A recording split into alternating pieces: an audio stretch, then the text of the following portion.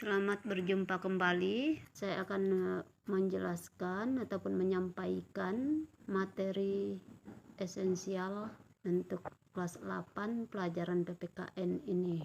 Bangsa Indonesia sebelum tahun 1908. Awal dimulainya penjajahan Belanda di Indonesia dimulai sejak didirikannya POC pada tanggal 20 Maret 1602. Sejak POC berdiri, dimulailah berbagai bentuk kekerasan yang menimpa rakyat Indonesia. Penderitaan rakyat Indonesia terjadi dalam berbagai segi kehidupan. Di berbagai daerah, POC melakukan tindakan dengan melaksanakan politik divide et impera, ataupun disebut juga adu domba, yaitu saling mengadu domba antara kerajaan yang satu dengan kerajaan yang lain, atau mengadu domba di dalam kerajaan itu sendiri. Politik adu domba makin melemahkan kerajaan-kerajaan di Indonesia dan merusak seluruh sendi kehidupan masyarakat. Penderitaan yang dialami bangsa Indonesia menyadarkan beberapa orang Belanda yang tinggal atau pernah tinggal di Indonesia, di antaranya Baron van Houwel, Edward de Westdekker, dan Mr. van Deventer.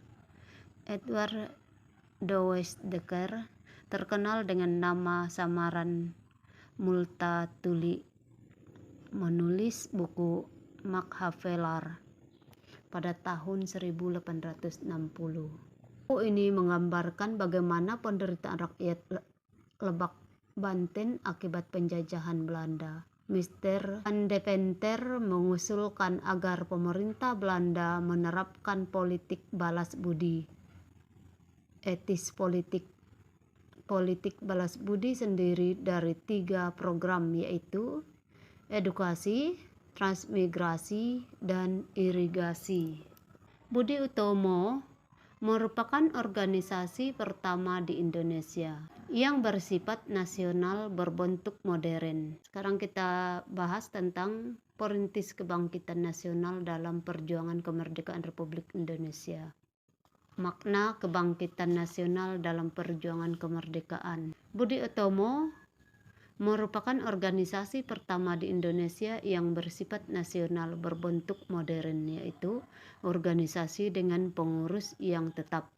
Ada anggota, tujuan, dan program kerja. Budi Utomo didirikan oleh Dr. Sutomo pada tanggal 20 Mei 1908. Pendiri Budi Utomo tidak terlepas dari gagas dan atau pendorong lahirnya Budi Utomo, yaitu Dr. Wahidin Sudirohusodo. Presiden Soekarno menetapkan hari kelahiran Budi Utomo sebagai Hari Kebangkitan Nasional yang diperingati setiap tanggal 20 Mei. Perkumpulan dari berbagai komponen yang membentuk menjadi satu adalah pengertian dari persatuan. Berdasarkan istilah persatuan dan kesatuan berasal dari kata satu yang berarti utuh atau tidak terpecah-pecah. Persatuan dapat diartikan sebagai perkumpulan dari berbagai komponen yang membentuk menjadi satu. Kesatuan merupakan hasil perkumpulan tersebut yang telah menjadi satu dan utuh. Dengan demikian, kesatuan erat hubungannya dengan keutuhan. Persatuan dan kesatuan mengandung arti bersatunya macam-macam corak yang beraneka ragam menjadi satu kebulatan yang utuh dan serasi. Tahapan-tahapan pembinaan persatuan bangsa Indonesia itu yang paling menonjol ialah A. Perasaan senasib. Perasaan senasib sebagai bangsa akan meningkatkan rasa persatuan dalam seluruh rakyat Indonesia. Perasaan senasib dapat muncul karena faktor keterikatan terhadap tempat kelahiran atau menghadapi suatu masalah tertentu. B. Kebangkitan nasional. Kebangkitan nasional adalah sesi pergerakan perjuangan bangsa Indonesia yang mulai menyadari kondisi dan potensi sebagai suatu bangsa. Kebangkitan nasional Indonesia dipelopori dengan kelahiran Budi Utomo pada tahun 1908, Tomo pada tahun 1908. Ciri dari kebangkitan nasional adalah perjuangan bangsa Indonesia lebih diwarnai perjuangan untuk kepentingan nasional, bukan hanya kepentingan daerah. C. Sumpah Pemuda. Sumpah Pemuda merupakan penegas bagi bangsa Indonesia untuk mewujudkan sebuah negara yang memiliki identitas dan dicintai rakyatnya. Proklamasi Kemerdekaan. Proklamasi Kemerdekaan tanggal 17 Agustus 1945 merupakan titik puncak perjuangan rakyat Indonesia. Inilah 4 tahapan pembinaan persatuan bangsa Indonesia yang paling menonjol. Landasan dasar pengatur kehidupan berbangsa dan bernegara sesuai kesepakatan bangsa Indonesia adalah Pancasila dan UUD 1945.